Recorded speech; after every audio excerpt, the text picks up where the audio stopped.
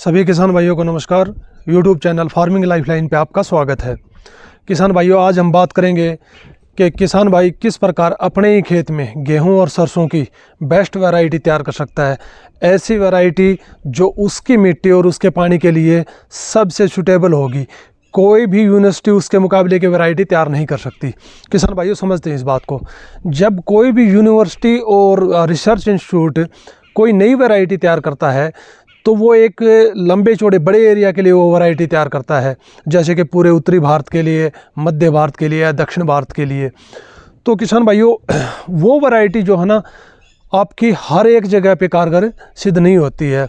क्योंकि आपको पता है कि अगर हम अपने पानी की गुणवत्ता देखें तो हम 2 से 3 किलोमीटर की दूरी पे जाते हैं तो पानी की गुणवत्ता चेंज हो जाती है। हम 10, 12, 15 किलोमीटर पे जाते हैं तो भूमि की संरचना चेंज हो जाती है। तो किसान भाइयों, आप अपने खेत में जो है किस प्रकार से ये वैरायटी तैयार करेंगे सरसों की और गेहूं की सबसे बेस्ट, मैं इसको एक उदाहरण के तौर पे समझाता हूँ। किसान भाइयों, जैसे हमने गेहूं या सरसों की बुआई कर दी अपने खेत में, तो उसमें जो उगने वाली खरपतवार होती है ना, तो हमने देखा है कि कई बार हमारी फसल कमज़ोर होती है, उसमें पीलापन होता है, बढ़वार ज़्यादा नहीं है, फिर भी खरपतवार जो है वो ज़बरदस्त तरीके से फूट करती है और ज़बरदस्त तरीके से बढ़ती है।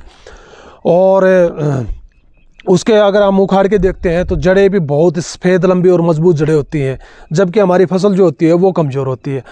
अब उस खेत में वही पानी और वही खाद उस खरपतवार को मिल रहा है जो हमारी फसल को मिल रहा है। हमारी फसल जो है वो बढ़ोतरी कर नहीं रही है और वो खरपतवार आराम से बढ़ रहा है। क्या कारण है किसान भाइयों, आपने कभी सोचा है? इसका मुख्य कारण ये है किसान भाइयों कि जो खरपतवार की जो जेनेटिक्स है ना, उसको ये मिट्टी पानी ये सब सूट कर रहा है, उस पौधे को सूट कर रहा है। हमारी मिट्टी है, हमारा पानी है वो, जबकि जो वैरायटी हमने अपने खेत में लगा रखी है उसके लिए वो स्टेबल है नहीं। तो अब किस प्रकार से किसान भाई अपने खेत के लिए अच्छी वैरायटी तैयार करेगा?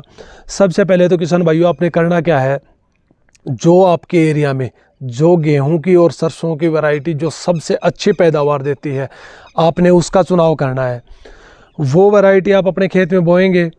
उसके बाद आपने क्या करना है किसान भाइयों, जब आपकी फसल तैयार होने लगे ना, उस टाइम जैसे सरसों है तो आप देखोगे कुछ सरसों के पौधे जिनमें ज़बरदस्त फुटाव है, ज़्यादा ब्रांचेज है, उनके फलियों की लंबाई है वो भी ज़्यादा है, उनके दाने हैं वो भी बहुत मोटे हैं। तो ऐसे पौधे आप जैसे कटाई करवाते हो या कटाई खुद करते हो तो आप देखते हो कि कुछ पौधे होते हैं जो ज़बरदस्त पूरे मतलब बढ़वार लेते हैं, पूरी उसके ब्रांचेज फैल जाती हैं, ज़बरदस्त मतलब वो पौधा होता है। ऐसे पौधों की आपने छटनी कर लेनी है किसान भाइयों, ऐसे पौधों की आपने छटनी कर लेनी है।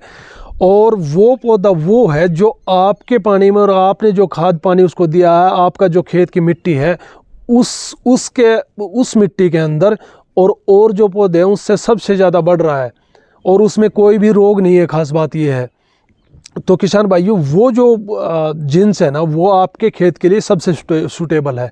ऐसे पौधों की आपने छटनी कर लेनी है, उनको अलग से कटाई कर लेनी है, ठीक है। इसी प्रकार अगर गेहूं की बात करें तो गेहूं में आपने देखा होगा कि गेहूं की हम जब कटाई करते हैं तो कुछ पौधे ऐसे होते हैं जिनकी टिलरिंग ज़बरदस्त होती है, बहुत सारी ब्रांचेज होती है उसमें, और उसके बाड़ी की जो साइज़ होती है वो भी लंबी होती है, उसके दाने भी मोटे होते हैं। तो ऐसे जो गेहूं के वो पौधे हैं, हम उसकी पहचान कर लेंगे। कोई रंगीला धागा लेके पहले के पकने से पहले खेत में घूम के और ऐसे जो बूटे हैं ना उनको उसको धागे से बांध देंगे तो वो उनकी अलग पहचान होगी।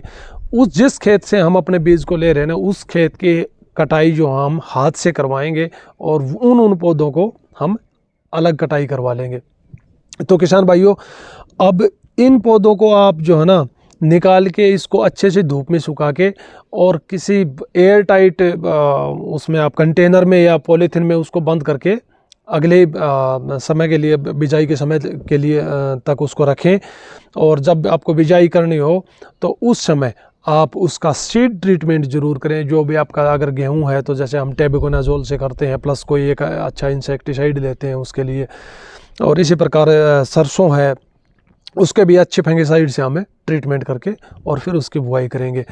अब उसकी बुआई कर दी तो वो बीज कौन सा है? वो बीज है जो पिछली बार हमने अपने खेत से एक अच्छी वैरायटी से चयनित किया था, और वो भी वो किया था जो हमारी मिट्टी और पानी के हिसाब से और पौधों से ज़्यादा, जिसकी ज़्यादा अच्छी ग्रोथ थी, अच्छी पैदावार थी। अब वो वैरायटी सेलेक्ट करके हमने अगले साल की उसके लिए बुआई कर दी। अब वही प्रक्रिया हमने इस साल भी करनी है। उस हमारी जो पिछले साल की चयनित वैरायटी थी ना, उसमें भी बहुत सारे पौधे ऐसे निकल के आएंगे जो कि हमारे खेत में अलग ही दिखेंगे। उनकी आपकी बढ़वार भी अलग होगी, उनकी फलियों की साइज़ भी अलग होगी, ब्रांचेज भी बहुत ज़्यादा होंगी। और उन पौधों को हमने फिर से सिलेक्ट करना है और फिर से सिलेक्ट करके हमने उनको अलग से निकाल लेना है और उसी प्रकार स्टोर करके रखेंगे। इस प्रकार से किसान भाइयों 2 से 3 साल में आप इतनी बेहतर किस्म अपनी मिट्टी और अपने पानी के लिए तैयार कर लोगे जो कि आपके लिए कोई भी यूनिवर्सिटी तैयार कर नहीं सकती। इस प्रकार से किसान भाइयों आप अपना बहुत सारा पैसा बचा सकते हो, क्योंकि आपको पता है अगर हम बाहर किसी रिसर्च फर्म का अगर सीड लेते हैं तो सरसों का जो बीज है वो लगभग 1000 रुपये पर केजी, अभी फ़िलहाल अच्छी क्वालिटी का सीड है 800 से 1000 रुपये पर केजी मिल रहा है। और अगर अच्छे गेहूं की बात करें आपका, तो वो आपका 1500 से लेके 2500 रुपये तक 20 किलो से लेके 40 किलो बीज आपको मिल रहा है। और अगर आप लेके और वो जो बीज है ना, वो आपके लिए, आपकी मिट्टी और आपके पानी के लिए बेस्ट वैरायटी भी नहीं है। वो आपका मिट्टी और पानी को जो सूट करेगा वो बेस्ट वैरायटी किसान भाइयों आप ही तैयार कर सकते हैं। तो इस बात पे ज़रूर ध्यान दें किसान भाइयों। इससे एक तो आपकी पैदावार है वो 1.5 से 2 गुना बढ़ेगी और दूसरा आपका खर्चा भी कम होगा।